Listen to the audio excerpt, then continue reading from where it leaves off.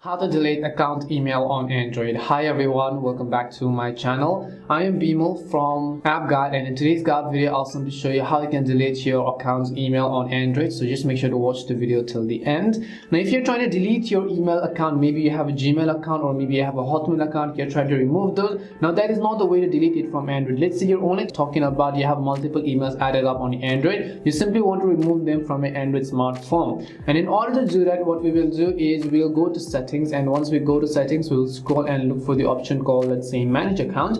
In your case it could be written as accounts and backup as in my case, but in your case it could be written as manage account or maybe anything similar to such.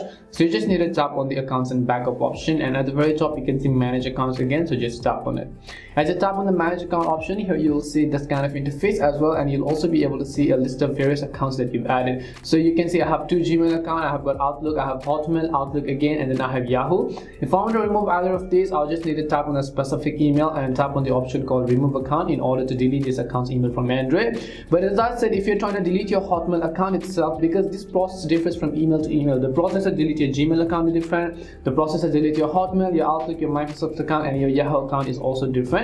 For that, you can also search them up in our channel as to how you can delete each of this, but this video is only to delete it from your Android smartphone. That's all it takes to delete your account's email on Android. We hope the video was really helpful, and if it did help you, then make sure to leave a like and subscribe to our channel.